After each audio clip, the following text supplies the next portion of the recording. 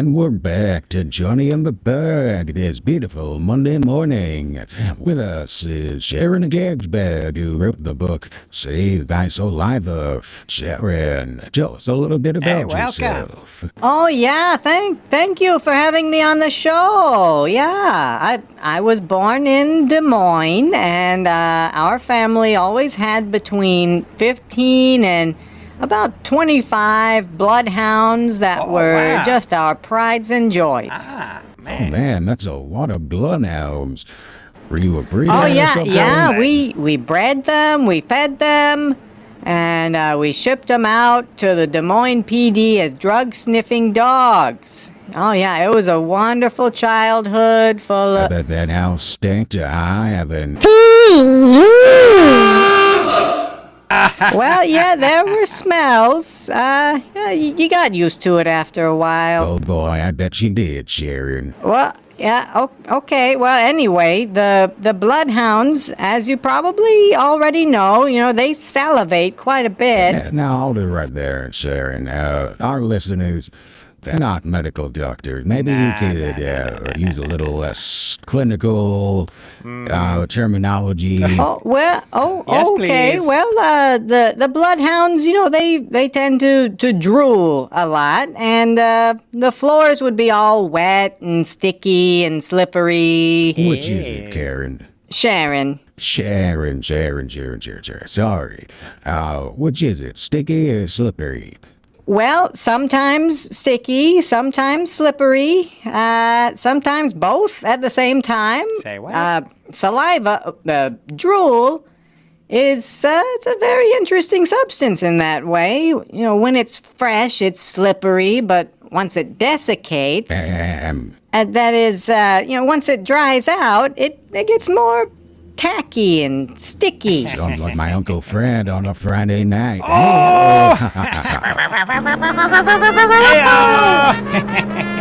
Oh, is your Uncle Fred a bloodhound? No, he's more of a booze hound. But enough about my family. Go on. Sharon.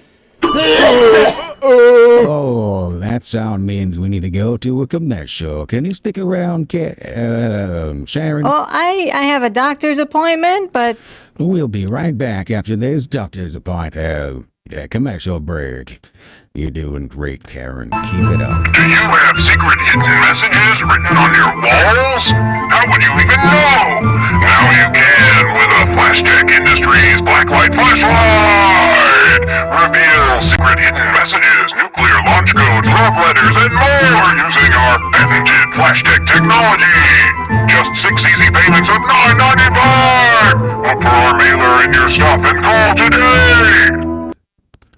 And we're back. We have Sharon in here in the studio with us. And I gotta tell you, Sharon, that is a beautiful necklace you got on there. What Gorgeous. Is that, turquoise? Yes, I wear a lot of turquoise. It's known to balance the heart chakra, and it helps with my sciatica. Very, very, very cool, Sharon. I didn't know that about turquoise. Maybe we should get some for the studio. I think this place might be haunted, if I'm being honest. I don't think turquoise helps with that sort of thing. No? Oh, that's too bad. Anyway, before the break, we were talking about your childhood raising beagles or mastiffs. Bloodhounds. Right. Please, go on. Well, the mastiffs, Beagles, you mean? No, I mean the bloodhounds. They would drool all over the floor, and us kids, when the drool was all fresh and slippery, we would be able to use the kitchen floor like a slip and slide. So you would like, Yeah, we'd get a running start and slide on our bellies right out the front door, and we'd have mattresses set up. Well, you see, our front steps collapsed when I was 3, and my father was sort of an inventor in his own right, He put one of those little exercise trampolines there instead of replacing the steps. So, we just shoved that trampoline out of the way, and we'd put our bunk mattresses down so we could just slide right out the front door and land on the mattresses. Wow, that's, wow. I don't even know what to say to that. So, of course, I wrote a book about the properties of saliva Oh, boy. and how to save it up, how to store it. Uh-huh. And there's a section with about 43 different uses and fun activities you can do at home if you have a large quantity of saliva, drool. I brought some. You brought, Some saliva. You did. wow, it's one big jar. That's 32 ounces. And this is all bloodhound saliva? No, this is mine. How long did it take to collect all that? It's all This yellow. took me about a week. That's incredible. I take a supplement called Xyloxyquil that it causes me to salivate more than the average person. My sister takes it. I highly recommend it for the saliva-based hobbyist. I have dosing instructions in the book. And, I used to take a higher dose, but, I could collect about double that amount in a week, but you get dehydrated really quickly. Yeah, so, you can also chew crow's bane root to get the similar effect, but, it tastes pretty terrible and it makes me dizzy. I don't blame you for quitting. I used to smoke myself, and Oh, that's a nasty habit. yeah, I'm off the nicotine for about 5 years now.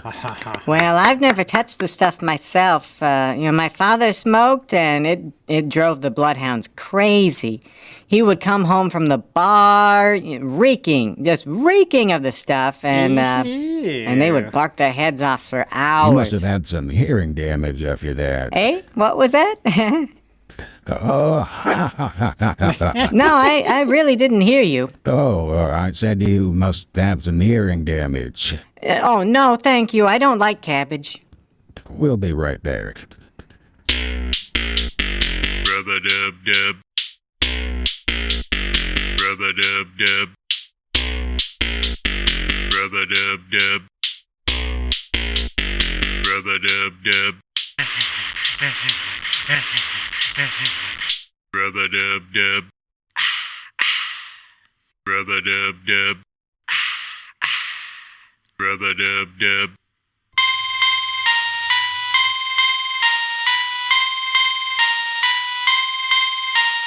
Rub-a-dub-dub. Rub-a-dub-dub. Rub-a-dub-dub. Rub-a-dub-dub. Rub-a-dub-dub. Rub-a-dub-dub. Rub-a-dub-dub. Rub-a-dub-dub. Your ears do not deceive you. You are hearing Jonny and the Berg on this fabulous Monday morning. Karen Gertzflag had to go, but please check out our book, How to Drool in a Jar. I learned so much. You think you've heard it all, then you meet someone like Karen. I think I'm in love. We got a love connection. Ha ha ha. Ow! Enough about my love life, though. It's time for the headlines.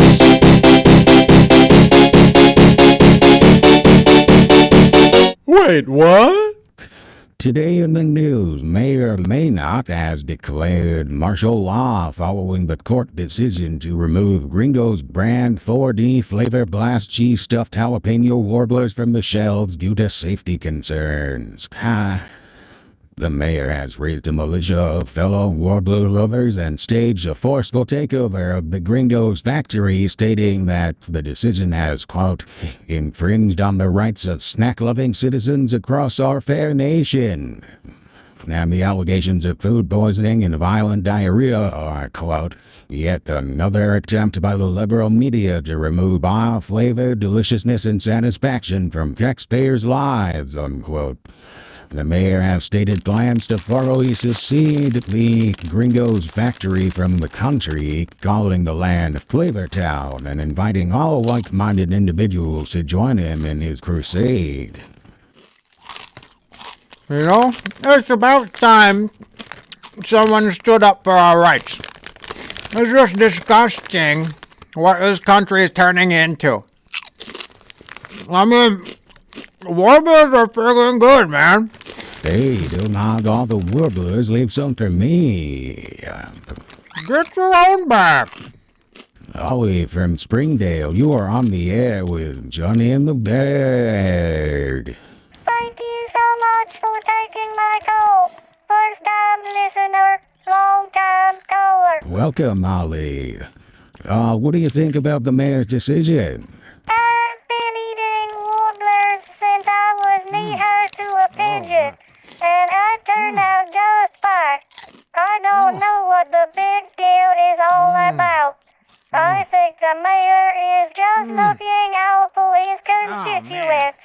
I don't usually follow the news, but when something impacts my life as much as this warbler ban, I feel I have to join the cause and fight the good fight. Well said, Ollie. Oh, and rockin' Hello, rock-a-doodle-doo, I'm back at you, Ollie. We're gonna take a quick commercial break and play this last segment on a loop for the rest of the day. Stay tuned.